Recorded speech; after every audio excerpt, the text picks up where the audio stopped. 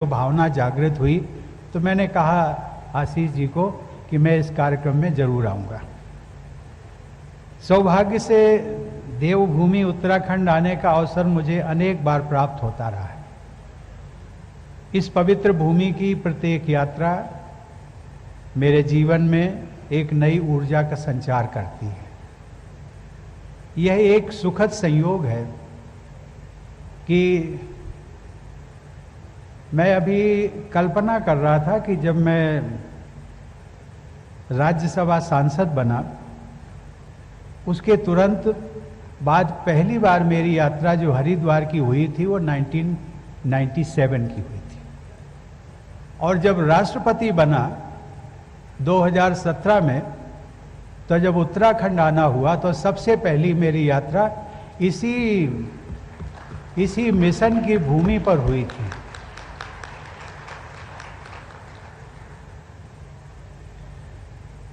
मानव कल्याण हेतु संवेदनशीलता के साथ निरंतर योगदान देने वाले आपके संस्थान के रजत जयंती वर्ष के समारोह में उपस्थित होकर मुझे विशेष हर्ष का अनुभव हो रहा है। देवियों और सज्जनों, उत्तराखंड की इस पावन धरती की महिमा अनन्य है। प्राचीन काल से ही लोग इस पवित्र भूमि पर पहुंचकर शांति व ज्ञान प्राप्त करते रहे। गंगोत्री, यमुनोत्री, केदारनाथ और बद्रीनाथ जैसे धाम इस भूखंड पर ही स्थित है। हरिद्वार और हरद्वार, इन दोनों नामों से प्रसिद्ध यह नगर भगवान विष्णु और महादेव शंकर दोनों की ही प्राप्ति का द्वार माना जाता है। इस प्रकार यह स्थान सृष्टि के पालन और प्रलय सहित जगत की ईश्वरीय लीला के संपूर्ण चक्र से जुड़ा हुआ है। पतित पावनी गंगा इस लीला की साक्षी भी है और जीवनदायिनी भी।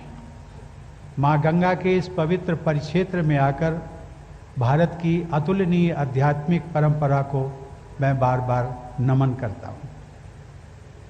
देवियों और सज्जनों, अध्यात्म का मूल तत्व है लोक कल्याण और सेवा।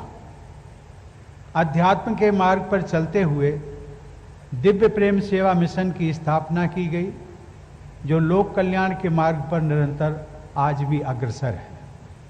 यह इस माटी का ही प्रभाव था कि दिव्य प्रेम सेवा मिशन के संस्थापक आशीष जी ने गंगा के तट पर मानवता की सेवा के यह पुनीत कार्य प्रारंभ किया। हम सब जानते हैं कि स्वतंत्रता के पश्चात हमारे संविधान द्वारा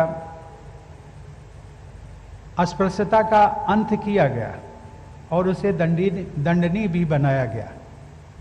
किसी भी रूप में अस्पृश्यता एक अमानवीय आचरण है। संविधान के अनुच्छेद 17 द्वारा जाति एवं धर्म पर आधारित अस्पृश्यता का अंत तो कर दिया गया, परंतु दुर्भाग्य से सदियों से चली आ रही कुष्ठ रोग से प्रभावित लोगों के प्रति मानसिक अस्पृश्यता आज भी पूरी तरह समाप्त नहीं हो पाई। यह भी दुर्भाग्यपूर्ण है कि प्राचीन काल में प्रायः सभी संस्कृतियों में कुष्ठ रोग को अभिशाप, बुरे कर्मों के दंड तथा कलंक के रूप में देखा जाता था। कलंक के रूप में देखा जाता था और आज भी देखा जाता है। वह अज्ञानता आधुनिक युग में भी विद्यमान है तथा इस अवैज्ञानिकता के अवशेष अभी भी पूरी तरह लुप्त नहीं हुए। इसके प्रति अनेक गलतफहमियां तथा आशंकाएं समाज में फैली हुई हैं। इन आशंकाओं को दूर करने की दिशा में दिव्य प्रेम सेवा मिशन के सार्थक प्रयासों की मैं सराहना करता हूं।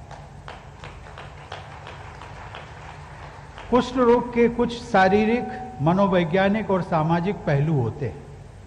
कुष्ठ रोग से प्रभावित व्यक्ति को बीमारी के दौरान तथा उससे मुक्त होने के बाद भी किसी भी अन्य रोग से प्रभावित व्यक्ति की तरह परिवार और समाज के अभिन्न अंग के रूप में उसी तरह स्वीकार करना चाहिए जैसे कि अन्य रोग से प्रभावित व्यक्ति को किया जाता है। ऐसा करने पर ही हम सही मायनों में एक